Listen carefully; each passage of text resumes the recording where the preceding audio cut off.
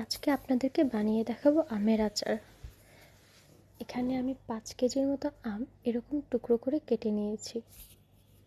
আমের টুকরোগুলো বেশি ছোট করিনি, বেশি ছোট করলে আমের টুকরোগুলো ভেঙে যেতে পারে। এবার আমগুলো ধুয়ে পানি ঝরিয়ে রেখে দিয়েছি। এখন এক সাইডে একটা পাতিল নিয়ে বা কড়াই নিয়ে সেখানে আমি সরিষার তেল দিয়ে দিচ্ছি। যেহেতু আমার আচারটা বেশি হবে তাই তেলটা একটু বেশি পরিমাণের দরকার। এখন এখানে একে একে 5 ফোড়ন, হলুদ গুঁড়ো, মরিচের গুঁড়ো, ধনিয়া জিরা গুঁড়ো, চিনি, সরিষা বাটা, ভিনেগার আর মরিচ দিয়ে দিব। তেলটা ফুটে উঠলে আমি এখানে দিয়ে দিব 5 ফোড়ন। দেখুন কি সুন্দর করে ফুটে উঠছে। কারণ গরম তেলে 5 ফোড়ন দিলে ঘ্রাণটা খুব সুন্দর বের হয়। এখন দিয়ে দিব মশলাগুলো।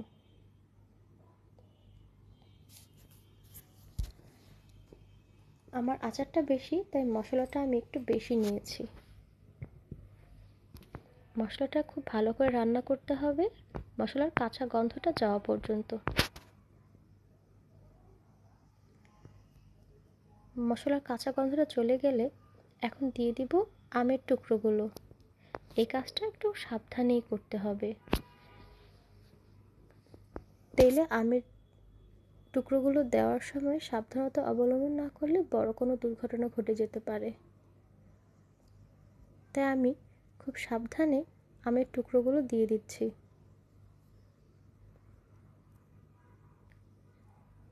এবং আমের পানিগুলো ঝরিয়ে রাখাতে এখানে কিন্তু তেমনভাবে ছিটে আসছে না। আচারে পানি লেগে থাকলে তেলে দেওয়া মাত্রই ছিটে এসে কোনো দুর্ঘটনা ঘটতে পারে। এবার তেলে দেওয়ার পরে আমের টুকরোগুলো তেলে খুব ভালো করে নেড়ে মিশিয়ে নিতে হবে। আমি এখানে আলতো করে মিশিয়ে নিচ্ছি।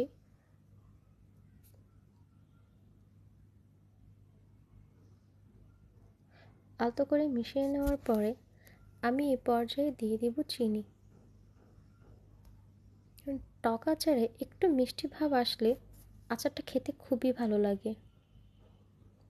বেশি টক খেতে মনে হয় কোনো কিছুই ভালো লাগবে না। আমি এর জন্য টক আচারে একটু চিনি ব্যবহার করি। এবার দিয়ে দিলাম লবণ। যেহেতু আমি 5 কেজি পরিমাণ আম নিয়েছি, তা এখানে আমি প্রায় 2.5 টেবিল চামচ লবণ নিয়েছি। এবার সবগুলো খুব ভালো করে মিশিয়ে নিতে হবে। এ পর্যায়ে দিয়ে দিব সরিষা বাটা। আমি এখানে ভরে ভরে 2 টেবিল চামচ সরিষা বাটা দিয়েছি। এখন খুব ভালো করে মিশিয়ে নিতে হবে।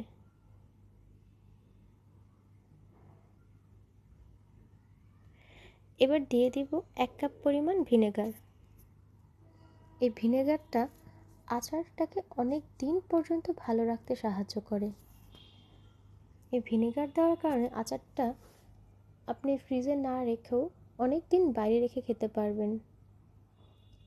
আর আচারটা সবসময় এরকম হাই স্পিড আগুনে রান্না করতে হবে, কারণ কম আঁচে রান্না করলে আচারটা শুরুতেই গলে যাবে, দেখতে সুন্দর হবে না।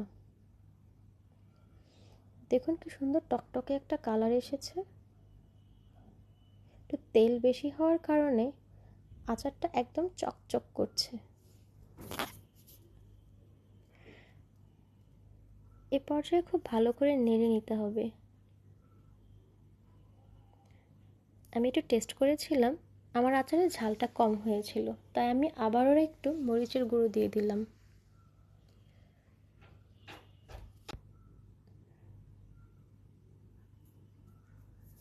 আচারটা সেদ্ধ হওয়া পর্যন্ত ফাঁকে ফাঁকে নেড়ে দিতে হবে, যেন আচারটা তলানিতে লেগে না যায়। এ পর্যায়ে দিয়ে দিতে হবে কাঁচামরিচ। আমি কাঁচামরিচটা এই পর্যায়ে দিই, তাহলে কাঁচামরিচগুলো গলে যায় না বা ভেঙে যায় না, দেখতে অনেক ভালো লাগে, খেতেও ভালো লাগে। কাঁচামরিচটা খুব ভালো করে মিশিয়ে নিয়ে এটাতে এরপর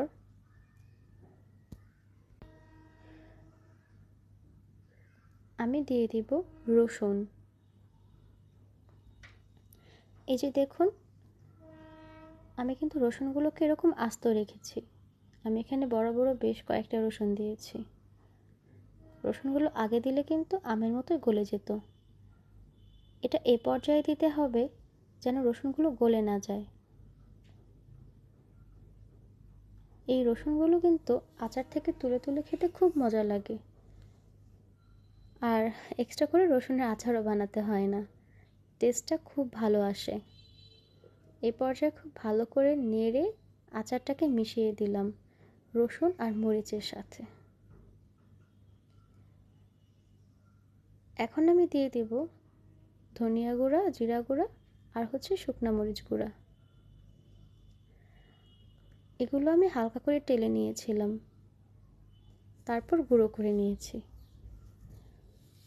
এখন আমি একে একে শুকনো মশলাগুলো দিয়ে দিব। এখানে ধনিয়া গুঁড়া, জিরাটা করা আছে সেটা দিয়ে দিলাম, আর এখন দিয়ে দিব শুকনো মরিচের গুঁড়া।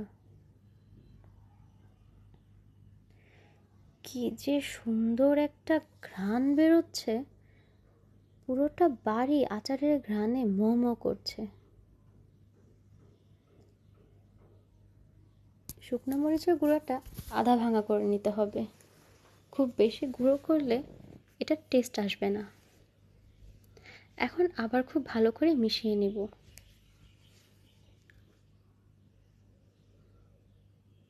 দেখুন রসুনগুলো কি সুন্দর দেখা যাচ্ছে, আস্তে আস্তে রসুন, মরিচগুলো ভেঙে যায়নি। এই তো আমার আচারটা সিদ্ধ হয়ে এসেছে। এখন এই তো দেখেন খোসাটা ছেড়ে যাচ্ছে। এ পর্যায়ে বেশি নাড়াচাড়া করব না, আলতো হাতে একটু একটু নেড়ে দিব যেন মাঝখানে পুড়ে না যায়। এই তো দেখুন আমার আচারটা হয়ে আসছে, কি সুন্দর টকটকে কালার। এভাবে একবার বাসায় ট্রাই করে দেখবেন, আশা করি সবার পছন্দ হবে।